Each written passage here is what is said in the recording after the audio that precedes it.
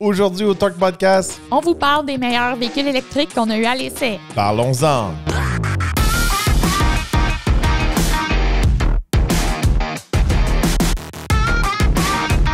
Bienvenue au Talk Podcast, mon nom est Joe Torque. Moi, c'est Eve Torque. Alors aujourd'hui, émission spéciale sur tous les véhicules électriques qu'on a eu à l'essai, lesquels on a aimés, ceux qu'on a moins aimés aussi. Ouais, on a quand même essayé beaucoup de modèles dans les 2 dernières saisons, plus qu'auparavant, surtout dans les derniers mois. On a fait un stretch aussi dans le dernier mois. On en a eu plusieurs à l'essai. Alors, de ce côté-là, on en a pour un peu tous les portefeuilles. Puis aussi, on va vous parler aussi des différentes technologies, des différentes générations. C'est quoi la différence entre un modèle qui est vraiment sur une plateforme électrique, les modèles qui sont un peu sur une plateforme à essence qui a été convertie électrique. On vous parle de tous ces détails-là. On va vous dire un petit peu plus ceux qu'on a aimés, ceux qu'on a moins aimés. Puis encore une fois, on part vraiment de ceux qui sont très abordables à ceux qui sont Très cher. très chers. Alors là, on commence dans notre section plus abordable. Là-dedans, on a eu le Chevrolet Bolt EUV. On les a eu à une semaine d'intervalle, fait qu'on peut vraiment dire notre opinion solide dessus. Puis la Kia Niro EV. L'avantage aussi de cette section-là, je pourrais dire, le plus abordable, on a tous testé ces véhicules-là en mode, je pourrais dire, hivernal. Oui. Il faisait tout froid durant nos tests de tous ces trois-là. Puis en plus, s'il y a vraiment des véhicules qui devraient être affectés, c'est vraiment ces véhicules-là, parce que de un, c'est des véhicules plus d'entrée de gamme dans le monde électrique. Oui. Puis aussi, c'est toutes des vieilles technologies. Oui, aussi. Dans ces trois-là, moi, veux-tu j'aille tout de suite celui que j'ai pas aimé? Oh, oui. Je pense qu'on a le même. Là. Le Kia Niro EV, il était assez quelque chose en conditions hivernales. Là. Écoute, ça décollait pas au coin de rue. C'était level dangereux. T'sais, on voulait partir d'un stop, mettons, à une intersection, puis le véhicule, les roues tournaient dans le vide. Puis on décollait pas du tout des coins de rue. Là. Ouais, celui-là, il y avait vraiment de la difficulté avec sa gestion de traction control. Soit quand le traction control était allumé, il avançait pas. Puis quand on enlevait le traction control, il envoyait trop de coupe, de torque aux roues. Fait que même là, on n'avait pas de traction parce que l'auto faisait juste spinner de saut. Ah oui. On va lui donner quand même pas un rain check là, au Kia Niro, là, mais le Kia Niro, c'est une ancienne génération. Là, le nouveau est sorti, on ne l'a pas essayé. Oui. Il n'est pas encore disponible dans les concessionnaires. Il y a certains journalistes qui ont été l'essayer en Californie. Mais de ce côté-là, on va en parler beaucoup durant le podcast. C'est là qu'on voit la différence vraiment entre des véhicules qui ont été testés pour notre marché, puis peut-être qu'il y a des véhicules qui ont été moins testés, peut-être qu'ils ont eu certains tests, mais ils n'ont pas été testés autant que d'autres véhicules. Oui. Je trouve que autant le Chevrolet Bolt que le Bolt EUV, des véhicules bien adaptés pour le Canada. Ah, vraiment. T'sais, on n'a pas eu de problème de recharge. Les véhicules rechargeaient même s'il a fait froid. Dans la neige et tout, ça allait très bien. Moi, c'est certain, le EUV, j'avais hâte de le tester. Puis je suis assez contente. T'sais, c'est un véhicule qui était agréable. Je l'ai bien aimé. Puis je trouve que ça vaut la peine d'investir le petit montant de plus pour aller dans le EUV versus le EV. Qu'est-ce que tu en penses? Oui, je pense que de plus en plus, ils veulent pousser vers le EUV. Puis le Bolt, on ne peut plus l'équiper comme auparavant. D'accord, sur le site web, là, quand je le montais, il n'y avait plus autant d'équipement. Là, le EUV, on peut le monter vraiment en mode Premier. On peut avoir des sièges en cuir, on peut avoir le Super Cruise, on peut avoir plein de trucs comme ça. De ce côté-là, un véhicule qui va très bien, qui est pratique. Toutes les choses sont à bonne place. Tous les trucs, j'en parle dans mon essai routier, tous les trucs qui étaient un peu agaçants, qui étaient un petit peu électriques, un petit peu quétaine vert, à mon avis, à moi, là, ils ont enlevé un peu dans le Bolt. Avant, il y avait une espèce de plastique en marbre, là, bizarre, blanc. Je me souviens. L'écran était bizarre. C'était pas chic. On n'avait pas, il n'y a plus ça. On n'avait pas de vrai écran GM. On avait un autre écran qui fonctionnait d'une autre façon. Là, c'est plus le cas. On a vraiment un écran GM qui fonctionne très bien. Des finis en cuir, des finis qui sont plus normales. Tous les boutons sont faciles à utiliser, ils sont normaux. On n'a pas besoin de chercher à travers 10 000 modes pour mettre le one pedal mode, là, le mode à une pédale, ces choses-là. Puis ça, je veux dire, là, je l'ai vraiment aimé. Tu sais, c'est rare, hein, habituellement, moi, j'enlève ces modes-là parce que je trouve souvent ils sont trop agressifs. Mais dans les deux, autant le EV que le EUV, je trouve que le mode en une pédale, il gérait très bien. Puis moi, j'ai roulé avec ça toute la semaine. J'ai vraiment aimé autant d'un modèle que l'autre, là. Je l'ai bien aimé. Aussi, ils ont amélioré beaucoup le confort. C'est plus les mêmes sièges qu'auparavant. Oui, ça, c'est un gros problème avant. Dans le Bolt, les sièges étaient assez horribles auparavant. Là, ils ont changé ça. Mais un plus pour le Niro, il était très confortable. Il était plus confortable que les Bolt. Oui, côté confort, il l'avait, là, mais côté conduite, moi, il m'a éteint. Oui, mais sûrement pendant l'été, c'est ça, c'est le gros truc de certains véhicules. Il y a certains véhicules qui vont nous charmer pendant l'été. Mais il y a d'autres véhicules que si on les conduit en mode hivernal, là, on est un petit peu moins charmé. Puis je fais une parenthèse là-dessus. Puis je veux pas m'acharner sur les produits Hyundai, Kia, Genesis. Ouais. Mais souvent, c'est des véhicules qu'on a remarqué qu'il y avait certains défauts l'hiver. Je fais une parenthèse pas électrique. Kia K5, les fameux essuie-glaces qui sont en dessous du capot. L'hiver, quand il y a du verglas, de la glace, ces choses-là, c'est juste l'enfer. On ne peut pas les nettoyer. Il faut aller dans l'écran pour le mettre en un mode caché, que c'est presque un mode que juste les mécanos ou le dealer va avoir accès. Ouais. C'est un mode d'entretien qui va venir monter les essuie-glaces, puis là, on peut les nettoyer. C'est pas pratique. Non, c'est pas pratique pour l'hiver. Ça fait juste montrer que le véhicule n'a pas été testé l'hiver. Oui, il est moins adapté à notre marché. Moi, c'est ça que ça me montre. Hyundai, Kia, Genesis sont les bienvenus à nous prouver le contraire, oui. à nous inviter à nous montrer comment ils testent leur véhicule. GM, de leur côté, c'est pour ça qu'on est un petit peu plus, des fois, fervent produit GM. Ils nous l'ont montré, comment ils testaient leur véhicule hivernal à Cap-du-Casing dans le Nord. Que ce soit autant un Cadillac qu'un Chevrolet, un Hummer, tout est testé dans la neige. Ah, ils testent tout, puis ça fait une grosse différence. Puis, tu sais, dans ta parenthèse, là, on parle véhicules comme coréens et tout, mais moi, je trouve américains puis allemands, souvent, ben, ils sont habitués dans des températures. Eux, ils l'ont l'hiver. Là. Une autre parenthèse, ça paraît, là. Quand j'ai été au Proving Ground de GM, là, même les Corvettes, ils roulaient l'hiver. Oui. Fait que ça veut juste dire un... Ils testent. Ouais. Ils testent tous leurs véhicules. Bon, dans la section abordable, là, je pourrais dire Boat UV très, très, très solide. Là. Oui. Pas tellement attirant à l'œil, là.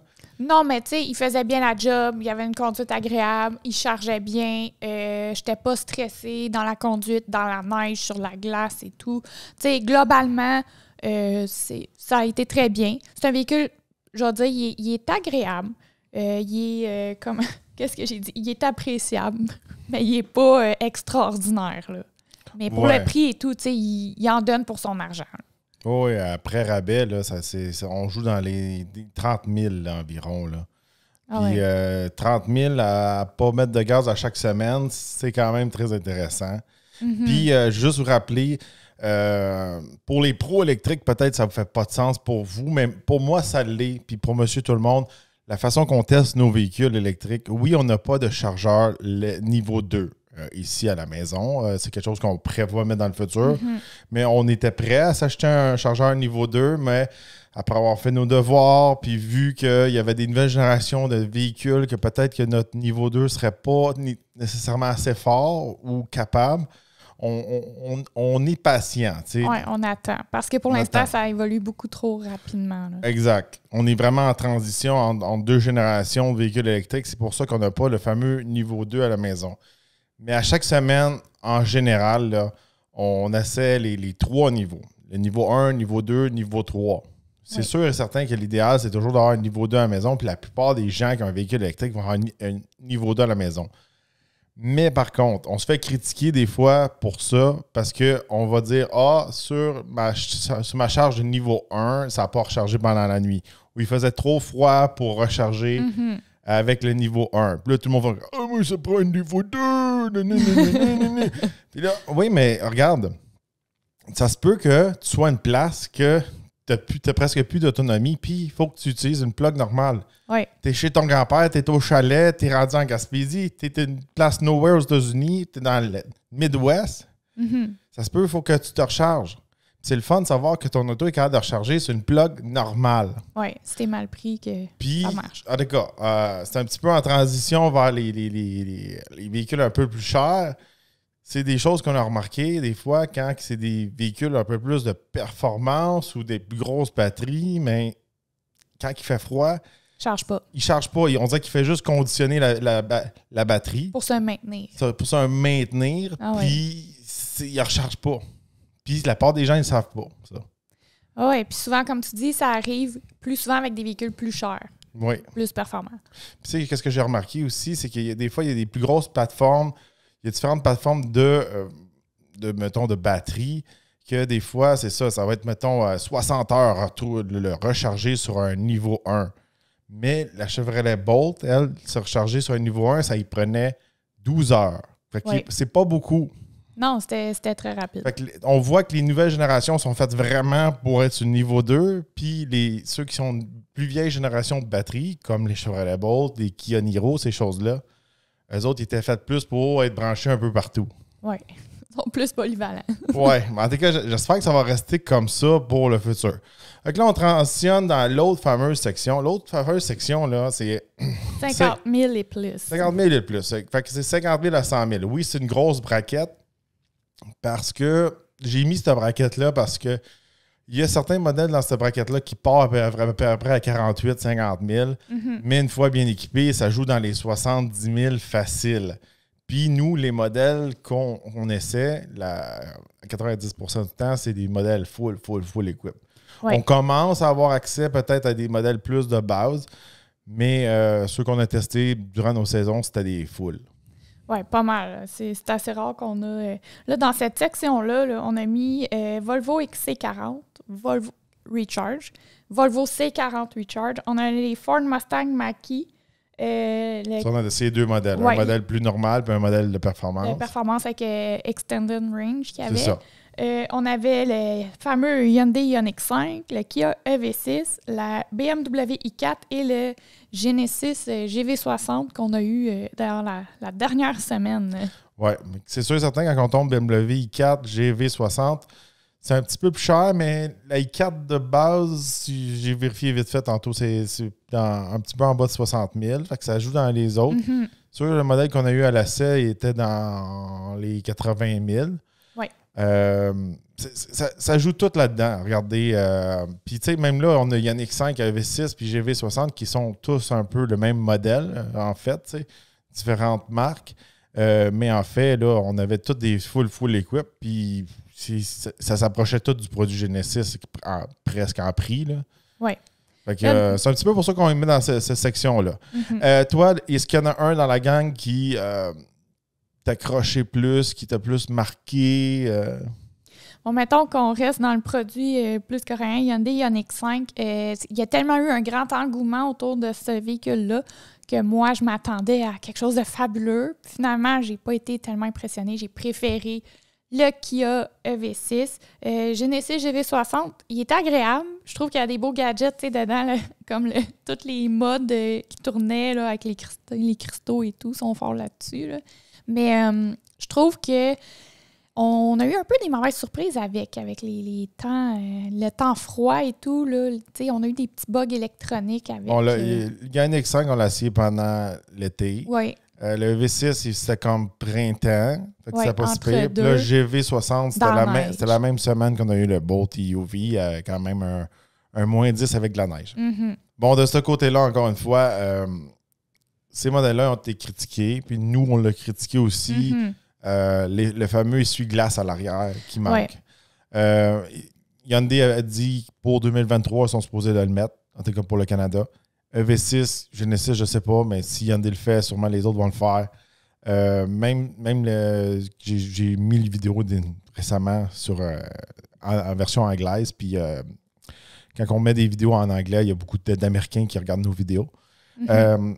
Puis eux autres disent « Ah, c'est laid, les essuie-glaces. » On voit le pourquoi qu'ils ne mettent pas d'essuie-glaces, ces affaires-là. L'affaire qu'il y a, c'est que oui, pour l'œil de monsieur tout le monde qui l'utilise juste comme ça, blablabla, c'est beau. Mais quand tu roules avec... Faut que ça soit pratique aussi, pas juste beau. Là. C'est pas juste ça, il faut que ça soit sécuritaire. Oui, là, on voyait pas. C'est la moyennette qui a de la slotch ou c'est pas beau dehors, tu vois plus rien en arrière, mais c'est pareil comme si... C'est pareil comme conduire un Econoline avec pas de vitre en arrière. Oui. Si vous conduire avec un trailer qu'on voit rien en arrière. Conduire avec Jules assis en arrière. Non, mais tu sais, c'est juste comme... Côté pratique, tu sais, le gros défaut qu'il y avait du Genesis, j'ai beaucoup aimé cette auto-là. J'y enlève rien. Il était beau, il était le fun. L'affaire qu'il y a, c'est que la même semaine, on avait le Bolt UV qui vaut la moitié du prix, presque. Là. OK, le GV 60-79, 80 000 le Bolt UV, on avait été bien équipé, c'était environ 50-51 000. On peut l'avoir pour moins cher que ça. Le fait que le Bolt UV, on l'avait en même temps que le GV60, on les comparait, même s'ils n'étaient pas comparables. Puis même ça, je vais le dire, va être franc bout, là, des fois, il y a des manufacturiers qui ne veulent pas qu'on compare certains véhicules avec d'autres véhicules ou il faut presque avoir une autorisation pour faire un comparo. C'est pour ça que souvent, c'est difficile de faire des comparos. Oui, là, on ne fait pas un comparo. On parle d'une expérience personnelle qu'on a eue un matin où on a parti les véhicules, puis là, il y en a un que sa porte à gaz ne fermait pas, il ne chauffait pas. C'est ça. Les fameuses poignées rentrées dans les portes, ça l'impressionne les amis, les enfants, ton voisin. Mais quand ils ne sortent pas le matin, tu ne peux pas rentrer dans l'auto. Puis c'est pas ça, tu peux pas les refermer. Tu sais, moi, j'essayais de barrer le véhicule, les poignées ne rentraient plus. Tu sais, j'en avais une rentrée, l'autre pas rentrée. J'étais comme... À un moment donné, on était en train de filmer avec l'auto, puis je débarrais les portes, puis les poignées ne sortaient pas. Ah non, il a fallu que j'aille ouvrir la porte à l'arrière. Ah d'accord, ça c'est toutes des choses, c'est toutes des gadgets qui paraissent bien devant les gens, mais c'est pas super.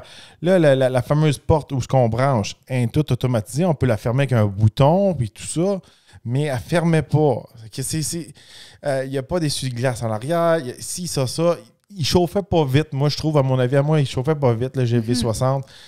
Il n'a pas rechargé pendant la nuit sur un niveau 1.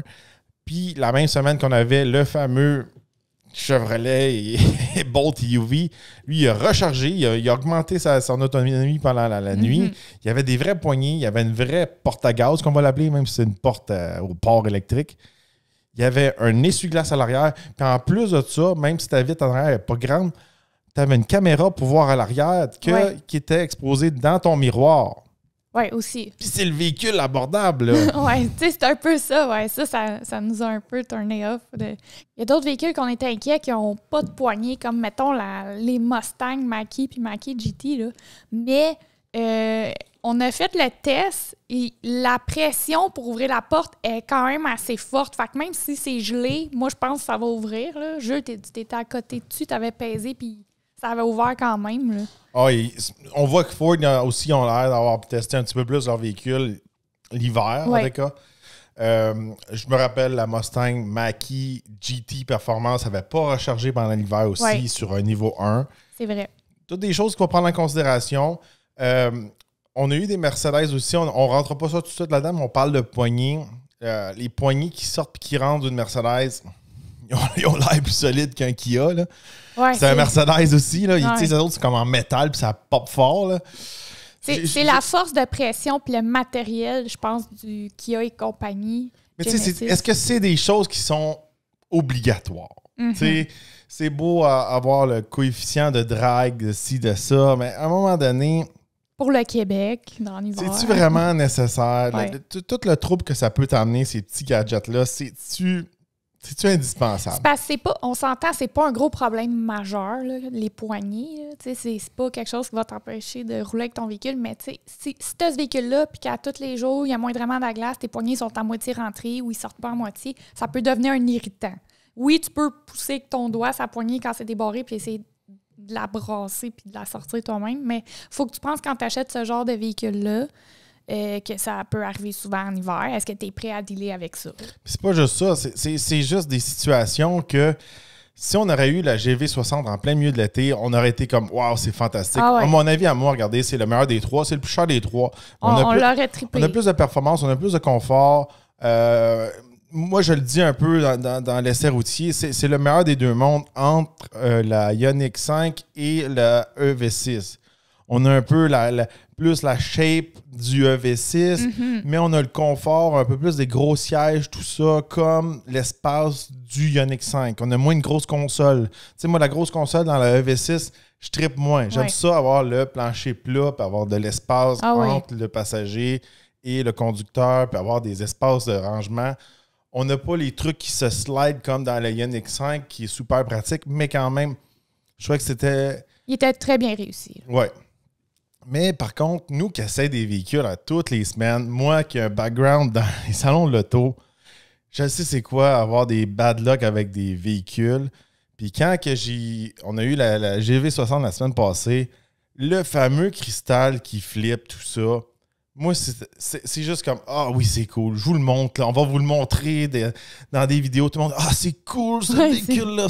N'importe qui t'emmène dans un véhicule, ça va être cool. » Moi, c'est plate à dire. Vous allez dire « Ah, t'es trop négatif. » Je pense juste quand le tour bug puis qu'il flippe pas. Ouais, t'es comme coincé un peu. Comment tu fais pour le mettre sur neutre? Ouais. Tu sais, quand il flippe pas, là, puis t'as besoin de le mettre sur neutre ou t'as pogné un accident, peu importe, faut que tu le mettes sur un towing. Il doit y avoir un moyen qu'il est caché ou c'est pas. Si vous êtes un technicien Genesis, puis vous savez la réponse, vous savez comment manuellement tourner le truc, le fameux cristal, dites-nous-le dans les commentaires. Je serais très content de savoir s'il y a quoi faire s'il y a un bug un jour. Ouais, c'est ça. Ah ouais. Parce que moi, personnellement, regardez, dans le salon de l'auto, là, quand les fameux véhicules électriques ou les véhicules hybrides branchables, là, ils étaient comme vidés, là, il était compliqué à bouger, là, puis c'était compliqué, là. Des fois, il fallait vraiment appeler comme des techniciens puis des ingénieurs pour les bouger. Ouais, je m'en souviens, on avait eu un fusion hybride branchable, puis on n'était pas capable de rien faire. Puis là, les portes avaient barré, puis il a fallu aller chercher un gars qui était super petit pour passer dans la valise. Oh non!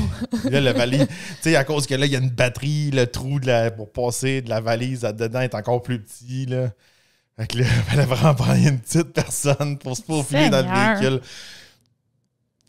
C'était pas mon premier rodéo. Mais on revient un peu à notre sujet. Dans ces véhicules-là, regardez, on dirait qu'ils ont tous eu des bugs. Il n'y a pas un que c'était parfait, je pourrais dire. Là. Les deux Volvo, il allait bien, ils étaient confortables. On se croirait dans un Volvo normal, mais avec un moteur électrique. Puis un peu qu'est-ce que j'aime de ça, c'est que j'ai comme plus confiance aux moteurs électriques chez Volvo. Que leur moteur très compliqué à les gaz. Moteurs supercharged, turbo, etc. Puis, les gars, la fiabilité à long terme, je suis pas sûr. Moi, qu'est-ce que j'aime de chez Volvo, c'est que même leur modèle un peu plus petit qu'on a eu à l'essai, à l'intérieur, il y a quand même beaucoup d'espace. Tu sais, on dirait que l'intérieur des portes est renfoncé. Il y a plus de place pour les jambes. Puis là, eux, ils ont tout défini en faux cuir et pas d'animaux qui ont été l'intérieur vegan. L'intérieur super vegan, mais l'intérieur était comme en tapis. Je me souviens plus c'est quel modèle entre les deux, que l'intérieur était en tapis bleu. Les deux. Les deux, hein? Le bleu, c'était le C40. Ouais, mais l'autre était bleu et tout, me semble. Non. En tout cas, c'était comme... On l'a pas eu la LSL longtemps, c'est le CX40. Ouais, mais en tout cas, tout en tapis bleu. Tu sais, c'est spécial, mais je trouvais ça beau quand même. Ouais, super confortable, facile à conduire. Il n'y a pas une shape extraterrestre. Non. La seule affaire, c'est que moi, quand on a eu le C40, j'ai eu des méga bugs avec l'écran. Des méga bugs. Ah ouais. Il n'y a pas de bouton pour partir et éteindre le véhicule. C'est lui un peu qui décide quand starter puis quand éteindre. Ah, ça c'est stressant. Parce que s'il y a un enfant qui rentre dans le véhicule avec la clé... C'est quoi? Il peut partir. Puis je me souviens à un moment donné... Ça enlève une étape. Oui.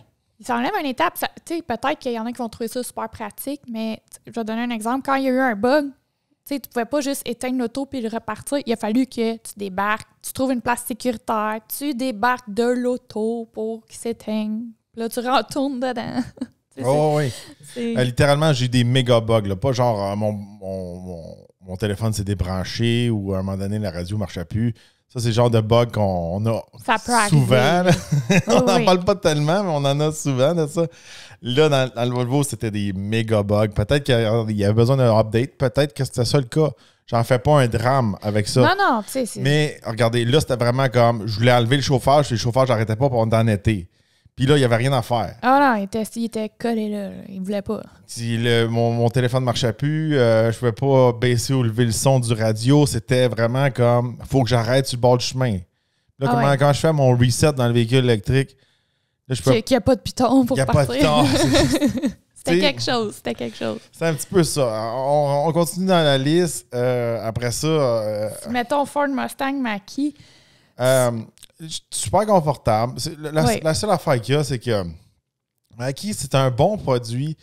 C'est juste que souvent, au début, quand on les testait, quand tu es un fan de Mustang, Camaro, Challenger... Ça fait de la peine. C'est comme... on partait tout le temps un petit peu de l'arrière parce qu'ils appelaient ça un Mustang. Regardez, si vous regardez les nouvelles moindrement, vous savez qu'ils ont des méga problèmes présentement, les Mach-E avec leur batterie. Il y a des méga recalls, tout ça. Même je suis un chroniqueur aux États-Unis qui a personnellement une Mach-E puis que lui a comme un piton dans son véhicule pour faire des logs pour dire tous les problèmes qu'il y a, puis c'est envoyé directement à Ford. Je pense que Ford a voulu faire un statement, ils ont sorti le véhicule vite. Puis je pense que présentement, ils travaillent à faire leur fameux recall, tout ça.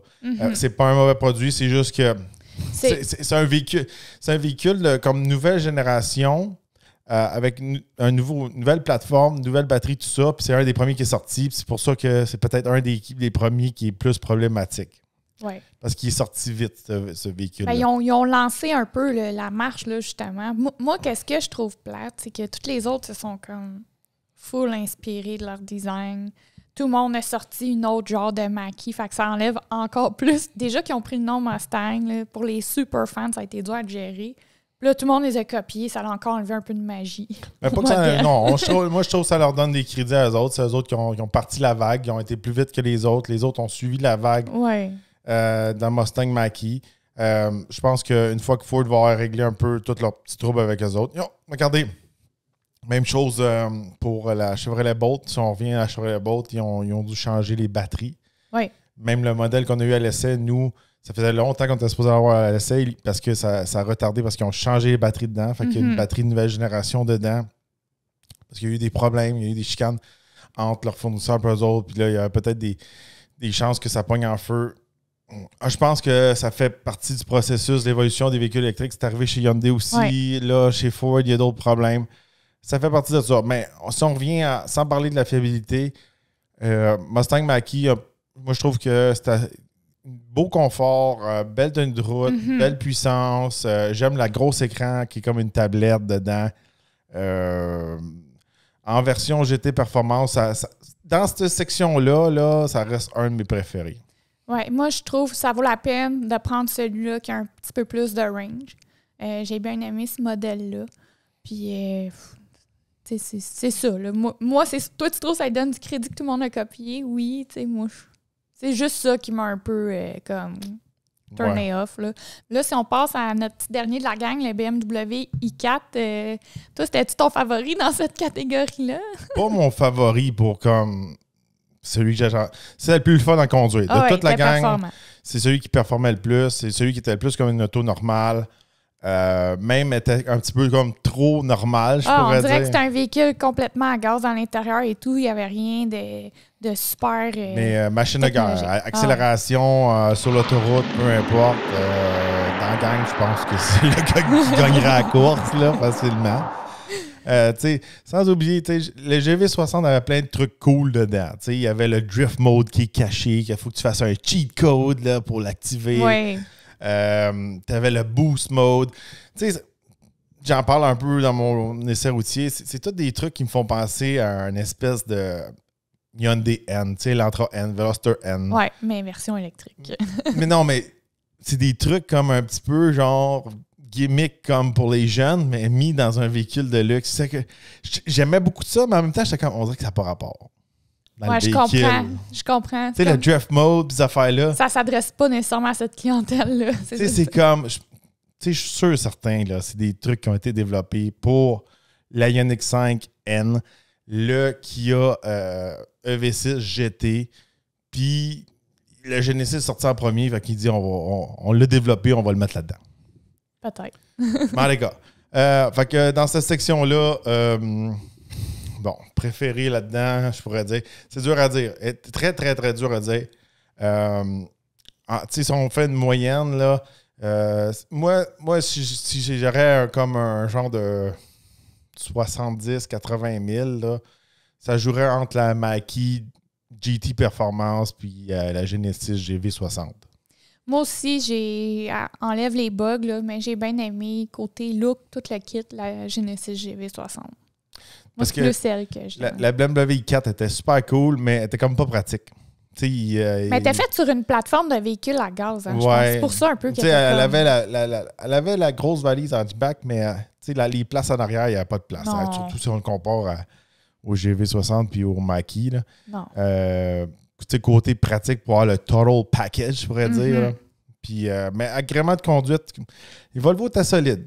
C'est juste que, je pense, c'est vraiment des autos qui plaisent aux femmes. Ils capotent à chaque fois. Là. Chaque fois qu'il est en Volvo, il y a tout le temps des filles les femmes adorent les Volvo. Puis si t'as un Volvo électrique. Oh là, si vous êtes célibataire, achetez-vous un Volvo électrique. Là, va parker à l'épicerie. Là. Quand une femme te voit plugger un Volvo à l'épicerie, là, leur cerveau explose. Puis sans niaiser, j'ai ri, hein, mais il n'y a jamais, à chaque fois qu'on essaye des chars ou même des chars super hot, c'est tout le temps des gars, ça c'est cool, t'as tel modèle à l'essai, oh my god. Mais là, quand t'as un Volvo électrique, la fille, elle arrive, elle sait l'année du char, elle sait c'est quel modèle, puis elle est comme, qu'est-ce que tu penses de ce véhicule-là? Les femmes de Volvo connaissent leur modèle de Volvo. Ah ouais, c'est drôle parce qu'on dirait vraiment que c'est des véhicules faits pour les femmes. Mais le logo Volvo, c'est comme le signe masculin. Ben, c'est un signe pour attirer non, mais les c'est le signe masculin. Ah oui, non, je comprends. Mais en tout cas. Non, mais c'est toujours ça qui me fait rire. Puis, ils font des intérieurs vegan. Puis, c'est un petit peu genre décor.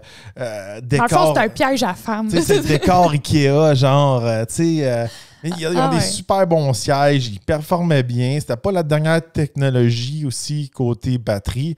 Ça, il faut que je donne des points autant au Ioniq 5 qu'au Kia qu'au Genesis.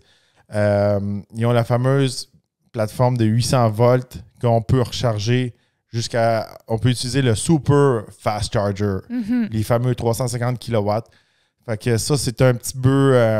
On peut avoir quoi, à peu près 80% en comme 18 minutes? Ouais, c'est très vite. C'est ultra, tu sais, j'ai dit de mémoire, là.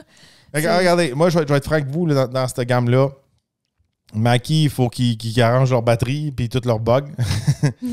GV60, il faut qu'ils adaptent leur char à l'hiver. Les Kia, Hyundai, il faut qu'ils adaptent. Si leur char serait... Leur véhicule serait plus adapté à l'hiver, ça serait des gagnants puis par un avance sur toutes les autres. Ouais. Mais ils sont sur la bonne voie.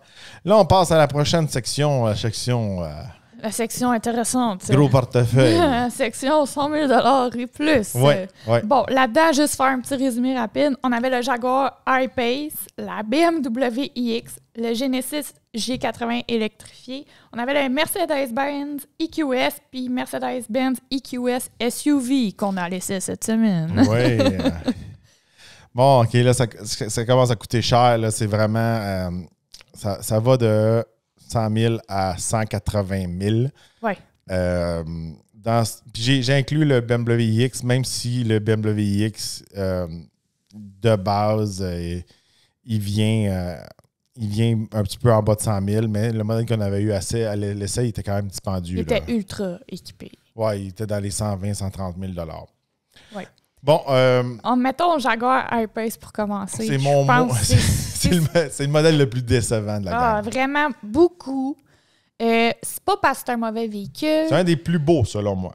Il est super beau, mais on dirait que c'est comme si c'était une vieille technologie. Mettons qu'on le compare aux autres là, dans le même secteur. Là, c'est comme, il est plus dans le game. Il a besoin d'un update. Là, il a besoin d'un méga update. Là. Et les performances sont pas là pour le prix. L'autonomie n'est pas là pour le prix. Le temps de recharge n'est pas là pour le prix. Puis même l'intérieur, regardez, je trouvais qu'il n'était pas très confortable. Il y a des grosses consoles. J'étais coincé dans le véhicule. Tu sais, l'ergonomie de l'utilisation de l'intérieur n'était pas bien fait, mais je trouve le design très beau, à mon avis, à moi. Ah ouais. C'est comme un peu une Ford Mustang Mach-E, mais plus écrasée, plus étirée, plus de performance. Ouais. Mais encore là, il y a plein de trucs sur la Jaguar I-Pace que j'étais comme, ouf, l'hiver, ça doit pas être super, ça. Puis on l'a pas utilisé, on l'a pas utilisé, Non. on l'a pas testé en mode hivernal. Non, non plus. Mais tu sais, je me souviens, quand on avait ce véhicule-là à l'essai toute la semaine, on se demandait qu'est-ce qui justifie son prix. Tu sais, il y avait beaucoup de choses que c'était comme, ça peut être mieux, ça fait longtemps que ça a été dépassé. Ça faisait de l'allure, là, 3 ou 4 ans, quand le véhicule est sorti. C'est ça. Mais là, en 2022-2023, le véhicule est complètement dépassé. Il est dû pour un update. Tu sais, probablement que quand ils vont faire l'update et tout, on l'aura laissé. Là, peut-être, ça serait. C'est un petit peu plate, c'est notre premier Jaguar. Là. Oui. Mais non, mais c'est un des plus beaux, comme tu dis, mais une fois qu'ils vont l'avoir updaté, leur technologie et tout, on n'aurait sûrement pas le même discours. Ah oui, puis on est différent quand on a un Jaguar, ces choses-là, mais c'est sûr et certain que des compagnies comme Jaguar, tout ça, peut-être qu'ils ont moins de recherche, moins de développement, moins d'investissement que Mercedes, Ford, GM puis Hyundai. Mm-hmm. Mais même l'écran était très petit. Ouais. Il y a plein de trucs dedans que c'était dépassé. Fait qu'un peu, lui, regarde, dans cette catégorie-là, c'est clairement celui qui... le moins plu. Oui, il partait à 100 000 à part de ça. Ah, il était quand même... Il n'était pas équipé ce qu'on avait. Là. Il y avait juste les mags. C'est parce que pour le même prix, tu peux avoir d'autres modèles qui offrent tellement plus. Ouais. Après ça, on va passer au Genesis G80 électrifié. Ouais. Ça, c'est vraiment un véhicule qui était à essence, qui a été converti électrique. Ça, j'aime ça, qu'est-ce qu'ils font chez Genesis. Puis là, ils ont annoncé qu'ils allaient faire le fameux GV70, que c'est vraiment comme un peu... C'est un peu leur superstar là, chez Genesis. Là. C'est un SUV qui a gagné plein de prix l'année passée, tout ça. Puis là, ils mettent une version électrifiée. Je trouve ça très intéressant. Oui, ça, c'est un des modèles... il est tellement plus le fun à conduire électrique qu'à gaz. Puis ça, tu t'en attendais. Oui, l'affaire qu'il y a, c'est que quand on l'a testé, on n'avait pas reçu le prix encore. C'est quand même un prix, il est dans le 105 000, si ma mémoire est bonne. C'est un véhicule que je pensais qu'il serait peut-être plus dans les 80-85 000. 85 000, il aurait valu à peine. À 105 000, les défauts de la transition électrique sont un peu flagrantes pour le prix. Alors, on fait un sacrifice côté valise. Alors, on vient prendre vraiment une grosse partie de la valise à cause de la batterie. Le véhicule est comme... On dirait que l'habitacle est surmonté, mais pas le véhicule. Le véhicule n'est pas plus haut, mais il est comme plus haut dans l'habitacle. Oui. Puis ça, c'est qu'il y a un autre sacrifice. On n'a pas de toit ouvrant, on n'a pas de toit panoramique. Non, rien. Des véhicules en haut de 100 000, c'est comme des choses qui sont un petit peu comme acquis ou automatiques. Ben, tu t'attends de pouvoir avoir ce genre de l'intérieur était très laid. L'intérieur en restaurant. Le buffet chinois. Buffet mandarin. C'était les couleurs. Moi, quand j'étais jeune, j'allais au buffet mandarin. Oui. Puis c'était littéralement les mêmes couleurs des années 90. Là. C'était comme un turquoise, mauve, puis du marbre. Puis c'était ça que ça me donnait comme... Ça faisait très, très, très, très, très buffet asiatique à buffet chinois. Puis c'était comme, pour 100 000, c'était dur à... c'est sûr qu'il devait peut-être avoir d'autres options à l'intérieur. Oui, mais celle-là qu'on avait, il a été dur à digérer pour c'était vert, les sièges. En tout cas, c'était comme... Il allait très bien. Le gros plus, c'est que moi, je suis pas fan des moteurs qu'il y a chez Genesis. Comment ils sont calibrés, tout ça, les performances, tout ça. Je pense qu'on retrouve mieux dans la compétition. Mais côté électrique, ça venait comme enlever tous les petits trucs que j'aimais pas avec les moteurs à gaz, les transmissions, ces choses-là. Fait que j'avais une meilleure expérience. Puis je pense pour un Genesis, on recherche le confort, la tranquillité, puis quand on accélère, ça se déplace, mais on n'a pas besoin d'avoir un bruit d'échappement, ces choses-là. Non. Fait que j'ai beaucoup plus aimé le G80 électrifié que le G80 à essence. Oui, puis la conduite aussi, en tant que telle, moi, j'ai vraiment aimé le conduire. Tu sais, avoir le choix électrique all the way. Là, c'est sûr et certain. Mais encore là, pour plus que 100 000 $, on n'est pas une vraie plateforme électrique. Ouais. On a au moins la fameuse plateforme 800 volts, fait qu'on peut l'utiliser, les gros chargeurs dessus. C'est un autre véhicule qui est comme... Il est bien, il est cher, il y a des défauts, il n'est pas parfait. Il est pas on spot. Tu sais, quand on dit qu'il n'y a pas la plateforme électrique, c'est un véhicule électrique. Je vais juste le spécifier en cas, là, parce qu'il y en a un autre qui m'a posé la question cette semaine. C'est un véhicule électrique, mais tu sais, la plateforme, on a le fameux tonneau pour le dry shaft, ouais, le tunnel. Là. En tout cas, et tout ça. Là, je dis pas le dry shaft, je vais dire en anglais. Là. Mais, tu sais... Je sais même pas c'est quoi en français. J'ai un blanc, je le sais d'habitude, là. En tout cas. Ça doit être, c'est... attends, dans le film Transformer, là, la fille l'a dit. Là. C'est ça qu'elle a dit. C'est l'arbre de branchement. Je sais pas, je me souviens pas c'est quoi. Moi, l'arbre à camp, je sais pas trop. Non, ça, c'est dans le moteur. Ouais, allez, gars, je pense que tout le monde utilise le terme drive shaft. Vous comprenez un drive shaft, c'est qu'il y a le fameux tunnel, puis ça enlève beaucoup d'espace à l'arrière versus des plateformes électriques, le plancher est tout plat. Là. La transmission, le drive shaft, tout ça, etc. Même la balise, on peut faire plus d'espace quand on est sur une vraie plateforme électrique. C'est ça. C'est un des plus aussi. Puis, ça, c'est quelque chose aussi que je veux spécifier autant pour Chevrolet Bolt que Kia, Hyundai, Genesis. Il n'y a pas de fameux frunk. Il n'y a pas d'espace de chargement cargo à l'avant. Oui. C'est quelque chose qu'ils devraient avoir. Même BMW et Mercedes, ils ne l'ont pas encore. Tu peux juste pas l'ouvrir. C'est des trucs qu'on retrouve dans Mustang Mach-E. Fait que lui, une vraie plateforme. Ouais. On les retrouve même dans les Volvo. Les Volvo, on les retrouve. Même si c'est d'une plateforme à essence. Ah, ils l'ont, c'est vrai. Ils ont mis un petit compartiment. Il n'est pas méga. Mais il y a quelque chose. Il y a un compartiment. Tu sais, les vrais exemples dans ce coin-là, ça, c'est Tesla ou les nouveaux pick-up électriques comme le F-150 Lightning. Il y a une vraie valise à l'avant. Ou le Hummer EV aussi. Fait que c'est un petit peu sur ces standards-là qu'on analyse un peu les véhicules. C'est que là, t'as ça, mais là, tu fais un sacrifice là. Tu sais, quand t'as un véhicule électrique, t'es supposé avoir plus de cargo. C'est automatique. Oui. Puis l'espace cargo, là, dans les Kia, Hyundai, etc., le engine cover que tu ouvres, là, puis tu me mets genre une paire de gants, là. Ouais. Ça compte pas. Ouais, ça compte pas, là. C'est vraiment que... Tu sais, c'est compliqué d'avoir accès à là. Fait qu'on continue dans notre section. Je pense que c'est tous les deux notre préféré, là. Regarde, c'est le BMW iX. Ah, moi, là, je suis fatigante avec ce véhicule-là. C'est celui qui m'a explosé le cerveau. Côté performance, les technologies, je vais vous donner une idée, là, juste le toit panoramique qu'avec un bouton, en tout cas, j'ai full étudié juste le toit, là, j'étais comme, c'est vraiment technologique, là. Tu pèses sur un bouton, puis ça désorganise, c'est un courant électrique qui désorganise comme le cristaux liquide dans le toit, puis là, il se rend opaque ou il vient transparent. T'as aucun shield. La Porsche Taycan aussi a ça. Oui, mais tu sais, c'est des technologies tellement intenses. Puis moi, avant, j'étais comme, en véhicule électrique, tu sais, c'est correct, c'est le fun. Là. Mais là, celui-là, il m'a explosé totalement le cerveau. J'ai comme fait j'ai vu toutes les possibilités qu'il pouvait faire dans l'électrique. Puis je suis comme, c'est mon préféré. Moi c'est parce qu'il remontait la barre version électrique. Ah, vraiment? Qu'est-ce que je m'attends d'un véhicule électrique? Le seul défaut, il n'y a pas la fameuse balise à l'avant. Mm-hmm. Mais pour le reste, pour moi, il venait répondre à beaucoup de choses que je m'attends d'un véhicule électrique. Je vais être franc avec vous, là, moi, je détestais les véhicules électriques, les premières générations de véhicules électriques.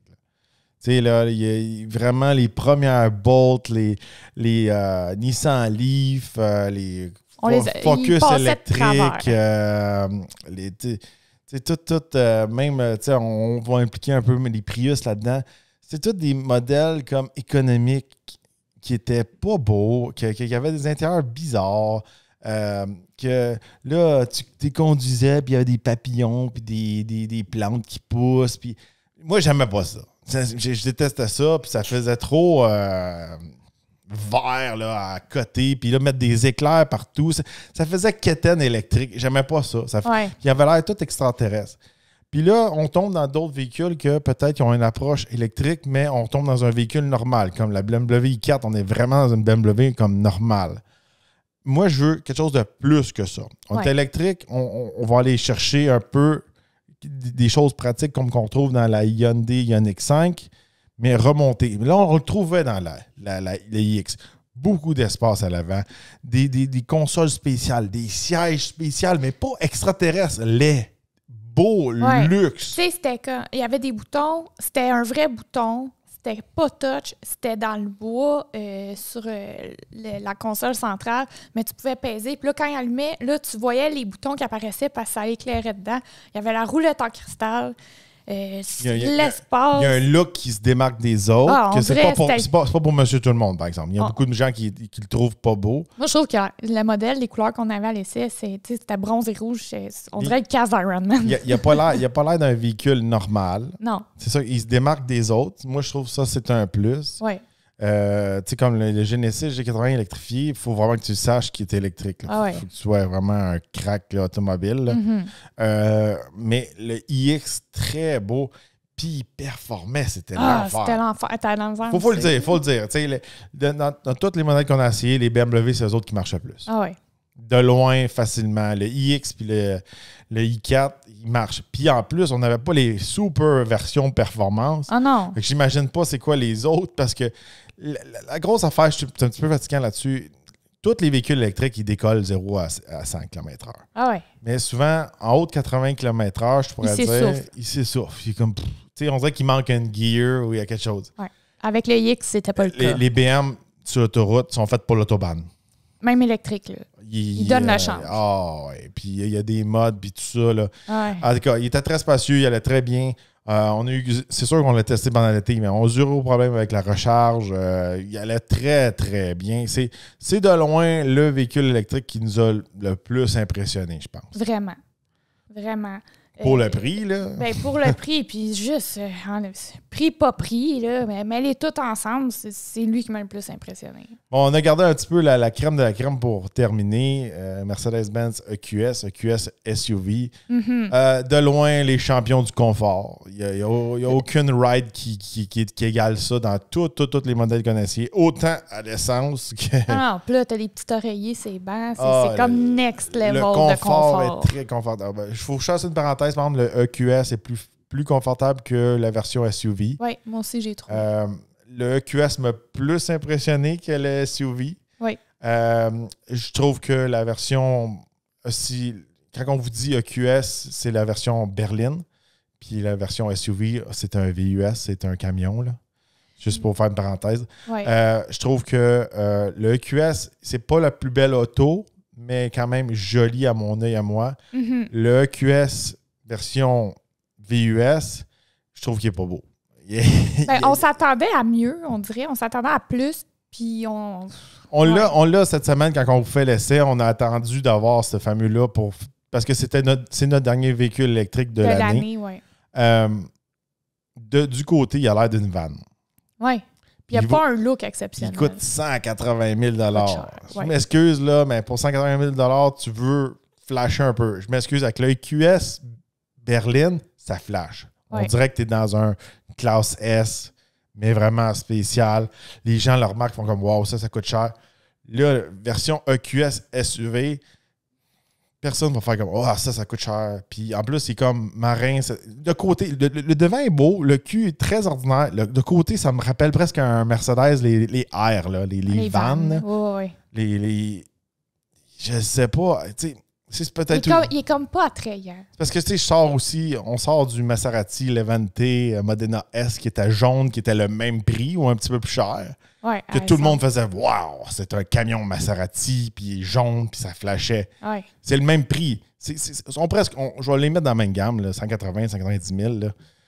Quand on commence à jouer dans ces prix-là, c'est pas un 10 000 qui te fait mal dans ton portefeuille. Là. Ah non. Mais, tu sais, j'ai aucune, personne nous regarde avec le QS. Puis, mais il y en a qui aimeraient ça, tu sais, il y en a qui veulent être undercover. Oui, je sais, mais ça coûte cher. Je sais pas, moi, je pense que quand tu payes ces prix-là, pas loin de 200 000, avec les taxes de luxe, tout ça, là, à 180 000, c'est en haut de 200 000 facile. Là. Oui, tu veux avoir quelque chose que, tu sais, une classe S, ça fait un peu genre big boy, un président de compagnie, un super mafioso, je sais pas. Non, mais en fait, on met des termes drôles. Là. Ah ouais. Tu sais, le EQS, c'est un peu le même. Le EQS SUV, là, je m'excuse, là, mais notre Yukon a l'air plus méchant que le Mercedes. Là. Il n'y a pas l'air de coûter 180 000. Non. Tu sais, il flash pas ça. Il n'a pas l'espèce de feeling un peu comme Maybach, là, le high class. Là, ouais. Tu le retrouves dans le EQS, par exemple. Juste donner une idée comment il était confortable. Là. À chaque fois qu'on embarquait les 3 enfants en arrière, puisque les 3 enfants rentraient comme il faut dans le EQS, la berline. Beaucoup plus de place dans la version berline que la version camion. Puis, c'est une bonne parenthèse je veux faire. Là. C'est parce d'après moi, il laisse espace pour une 3e rangée. Dans le il y a camion. une 3e rangée. C'est ça. Celui qu'on a laissé cette semaine, il faut que je vérifie. Si elle a en tout cas, ils sont baissés. Là. Peut-être qu'il y a une option qu'on peut éliminer les bancs. Je suis pas mal sûr qu'il n'y a pas de bancs cette semaine. Mais il y a plus de place dans Berlin. Il est mal fait. C'est typique des gens comme nous là, qui sont habitués à des Yukon, des Tao puis des Navigator. Je m'attendais. Le EQS SUV est gros environ comme un intermédiaire, pas comme un large SUV. Oui.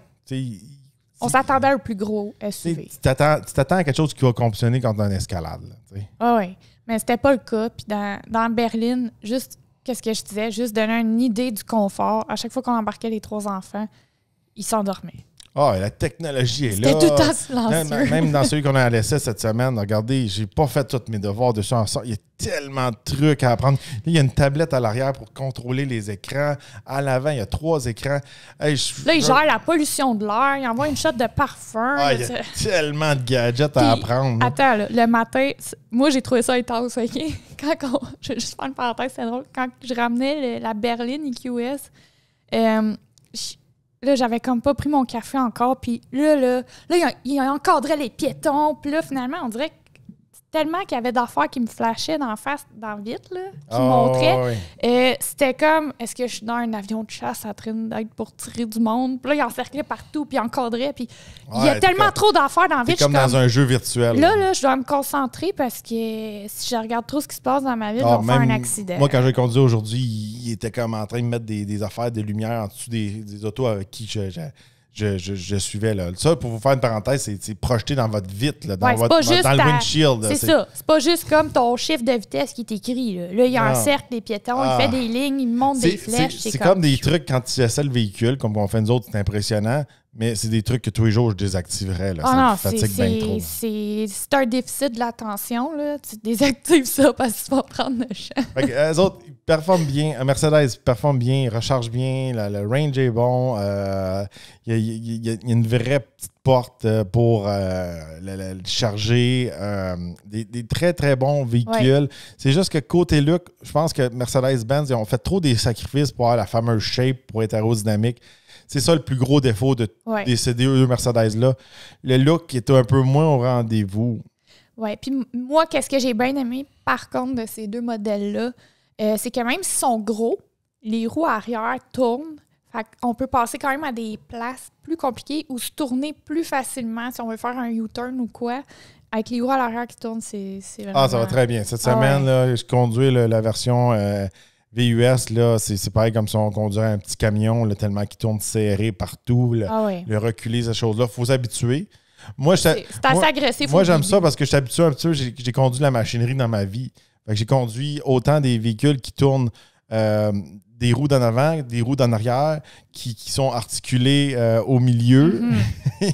Puis j'ai aussi conduit d'autres qui comme des bulldozers ou comme une Z-Track. Avec deux bâtons. Fait que, ça me rappelle un peu, tu sais, quand on tourne, c'est pareil comme un loader qui split au milieu, là, tu sais. Ah ouais. Si vous êtes moindrement dans la machinerie. C'est un mais non, mais c'est ça. Mais il va vraiment bien. Cette semaine, à chaque fois, je l'ai levé dans le cours, puis ça se vire sur un 10 cents. En ville, là. Ça doit vraiment aider. Là, j'ai viré une place. J'ai viré une place, là, regardez, là, pour vous donner une idée, là, l'angle de braquage là, du version SUV, c'est comparable à la Subaru BRZ. Qui est vraiment petite. C'est comme le petit coin où j'ai été capable de virer d'un coup, ça m'a reviré. Le seul autre véhicule que j'étais capable de faire ça, c'était le BRZ parce qu'il était mini. Tu sais. Oui, mais ça donne une idée, juste la facilité là, de conduite. Là. Fait que pour ça, il faut leur donner. Des très, très beaux véhicules, si vous avez le budget. Là, regardez. J'en croise un souvent, moi, dans la ville voisine de chez nous. Il y a un monsieur qui a un QS, les versions berline. Puis à chaque fois que je le vois, je suis comme, wow. La version berline est très belle. C'est impressionnant. Quand je la vois rouler sur le chemin avec les gros mags affaires-là, c'est comme un design qui se développe à long terme. SUV, il n'est pas assez camion. Il est trop minivan. Ouais. Pour 200 000. Ah oui. Là, on le sait, ces temps-ci, c'est assez difficile de trouver des véhicules. C'est encore plus difficile de trouver des véhicules électriques. Il y a une très grosse demande pour ces produits-là. Jules, tu as pris ton application Kijiji et tu as trouvé quelques modèles aujourd'hui. Oui, j'ai été surpris. J'ai été capable de trouver des modèles un peu que les gens disent que c'est quasiment impossible d'en trouver. Donc, si on ne veut pas patienter puis trouver le véhicule puis pas attendre 2 à 3 ans, on va se dire Hummer, EV et d'autres véhicules. Il y a des listes d'attente. La liste est finie, là, elle est closée. Là. Ils n'en prennent pas plus. Ah oui. Fait que des fois, on n'a pas le choix un peu d'aller trouver un véhicule que c'est un démonstrateur un petit peu usagé ou neuf, que peut-être que c'est un véhicule que peut-être qu'on a gonflé le prix ou qui est dans un inventaire un petit peu plus loin. Mais grâce à Kijiji, on est capable de trouver ces fameux véhicules-là. J'ai trouvé vraiment beaucoup de véhicules qu'on a parlé aujourd'hui. Même d'autres véhicules peut-être qu'on n'a pas parlé. J'ai trouvé les fameuses Mercedes EQS. Regardez, flambant neuve. C'est la version SUV. Ils viennent juste d'arriver. Regardez, les prix vont avec, là, 163 000. Mais je viens de dire qu'il y en a disponibles. Puis ils sont affichés sur Kijiji. J'en ai trouvé 2 EQS. Peut-être qu'il y en a encore plus que ça. Les versions, encore une fois, US. Très intéressant. Des véhicules plus dispendieux, des 164 000, ces choses-là. J'ai trouvé un F-150 Lightning. Très intéressant pour beaucoup de gens. 109 000. Regardez, s'il est tout équipé, 109 000, ça joue quand même dans les prix qu'est-ce qui valait neuf. Il y a 10 000 km dessus. Regardez, un véhicule qui est en grosse demande. Puis je pense que si moindrement, vous avez besoin d'un pick-up, puis vous êtes tenu de mettre de l'essence dedans, puis vous êtes habitué d'avoir un véhicule qui est quand même bien équipé, bien peut-être que 109 000, c'est égal à un véhicule qui vaut 80 000, mais sans l'essence. Sur le nombre de temps qu'on va garder et tout. Peu importe. C'est sûr, le Lightning, très beau modèle. On ne l'a pas testé encore, mais c'est très intéressant. Kia EV6, très rare au Québec. La part des véhicules qu'on voit au Québec, c'est des Hyundai Ioniq 5. Les Kia EV6 sont très rares. Alors, j'en ai trouvé une ici, usagée, mais 1500 km sur le compteur. Beau modèle, blanche, tout ça. Regardez, véhicule très rare, puis qui se démarque un peu des autres aussi. Il y a quand même beaucoup de Ioniq 5 sur les chemins. On en voit souvent. Des EV6, c'est plus rare. Puis quand on a eu à l'essai, tout le monde était comme « Wow, une EV6, c'est tellement rare. » Oui, il y avait beaucoup de réactions. Ouais. Genesis G80 électrique, 5000 kg dessus, 109 000 $. Regardez, un autre véhicule qui est assez intéressant qu'on a parlé pendant l'épisode d'aujourd'hui. J'ai trouvé un Ioniq 5 full équipé à 80 000 $. C'est un petit peu cher, là. Mais quand même, si c'est le véhicule que vous recherchez, ça vaut la peine. Attendre 2-3 ans, des fois, là, le véhicule que vous avez commandé, je ne dis pas qu'il est dépassé, mais c'est long. Là. Ouais, il y a du temps de changer de modèle. Oui, puis moi qu'est-ce que j'aime, mettons, justement, de l'application Kijiji Auto, tu sais, mettons, là, si tu n'utilises pas l'application, tu vas aller visiter des concessionnaires et tout. Sur l'application Kijiji Auto, tu as autant des concessionnaires que des particuliers. Tu peux mettre le rayon où tu veux te déplacer. Eux, ils vont te le trouver dans une beaucoup plus grande catégorie de personnes. Dans le rayon que j'ai mis, je me souviens pas exactement le rayon que j'ai mis, mais tu sais, j'ai mis véhicule électrique dans le truc de recherche. J'ai mis véhicule électrique puis modèle 2022-2023. Puis ça en a trouvé au moins 200. Là. Puis, tu sais, il y en a autant des dispendieux que abordables. Regardez, j'ai trouvé un BMW iX, similaire à celui qu'on avait, 124 000, dans les mêmes prix qu'on avait à l'essai. Mais autant que vous avez un véhicule plus abordable, regardez, Chevrolet Bolt à 30 000 $. Cette année de payer de l'essence, vous voulez passer à électrique, Chevrolet Bolt, c'est un choix solide. Aussi, si vous n'êtes pas certain si le prix est correct, il y a le petit outil qui dit si le prix est bon, juste ou trop cher sur le marché. Là, il évalue tout le marché, donc pour vous, avec l'application Kijiji Auto. Fait que c'est un outil quand même assez intéressant. Oui, puis encore une fois, il y a beaucoup de véhicules affichés. Fait que, même si le véhicule est rare, il y avait des bonnes chances que vous allez le trouver sur l'application. Mm-hmm. Là, pour finir, les modèles qu'on aimerait avoir à l'essai prochainement, dans les modèles électriques, on en a écrit une coupe ici. On a le fameux Hummer EV. Lui, on l'attend. Hummer EV, ça fait un petit bout de temps qu'il est sorti, mais on n'a pas eu la chance de le laisser encore. C'est vraiment... Moi, il est sur le top de ma liste. C'est vraiment celui qui m'intéresse le plus. C'est pas une surprise. Regardez, c'est un des plus puissants. On peut enlever le toit, il est en route, on peut le mettre en crab mode, ces choses-là. Vraiment un style de véhicule qu'on achèterait si on aurait peut-être les moyens. Mais j'ai très hâte de l'essayer. J'espère pas être déçu. J'ai beaucoup d'attentes. Oui, c'est ça. Tu l'as mis sur un piédestal. On va voir est-ce qu'il va y rester ou tomber rendu là. Le F-150 Lightning aussi, on a hâte de l'essayer. Oui, celui-là, il est déjà sorti, mais on risque de l'avoir à l'essai. Quand même prochainement. Après les fêtes, sûrement. Là, dans ce coin-là, on devrait l'avoir à l'essai. Il y a d'autres modèles futurs qui ont été dévoilés ou qui ont été... il y en a un dans la gang qui n'est pas encore en production. Mais c'est sûr et certain, regardez, Silverado EV, un autre modèle qui nous intéresse beaucoup. On aimerait ça essayer le iX M60. Celui-là, il est sorti. Fait que le iX qu'on aime beaucoup, mais encore plus puissant. Fait qu'il doit marcher, ça va être l'enfer. Lui, il nous intéresse juste voir la puissance. Il y a d'autres véhicules, la Hyundai Ioniq 6 qui a l'air intéressante. La Kia EV6 GT. Il va sûrement avoir aussi un Hyundai Ioniq 5N qui va sortir. Charger Daytona EV aussi. Celui-là, il n'est pas encore en production. Mais tu sais, ça risque d'être intéressant. Ça, c'est intéressant. C'est un switch. Je pense pas qu'on va l'essayer l'année prochaine, mais on a hâte de voir que ça va être quoi, un muscle car électrique. Ça va être assez intéressant. Moi, j'étais assez curieuse. Je pense que j'en parle beaucoup dans mes essais routiers du Chevrolet Bolt. Chevrolet Equinox EV. Je pense que lui, ça va être vraiment... Un modèle gagnant. Un modèle gagnant. Oui. Je pense que Chevrolet met beaucoup d'emphase sur ce modèle-là, mais je pense que côté prix, côté pratique, on n'a pas les petits trous qu'on retrouve sur le Bolt. Il va être plus confortable, sûrement traction intégrale aussi. Je pense que pour le prix, ça va être celui-là qui va être très, très dur à battre. Puis que c'est là que GM va venir faire sa place sur le marché électrique. Puis, Cadillac Lyriq, c'est sûr et certain que ça, c'est un modèle aussi qu'on aimerait. Puis peut-être qu'on risque d'essayer l'année prochaine. Très intéressant.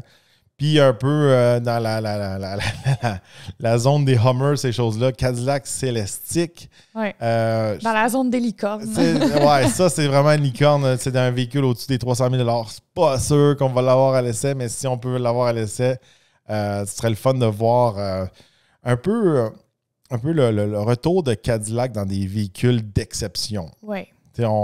Cadillac avec le Celestiq qui vient de faire un statement qui sont une super marque de luxe puis qui sont capables de jouer dans la gamme Bentley et Rolls-Royce, ces choses-là.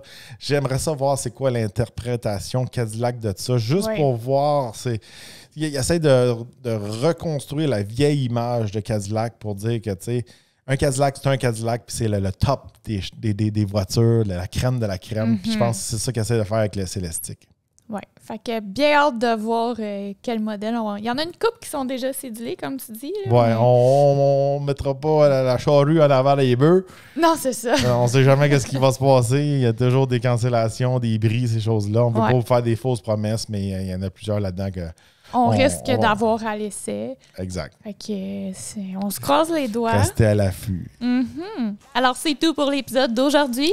Dites-nous dans les commentaires quel est votre véhicule électrique préféré et quel véhicule électrique vous aimeriez voir à l'essai dans le futur. N'oubliez pas de vous abonner, de liker et de partager la vidéo. Et on se retrouve dans un prochain podcast.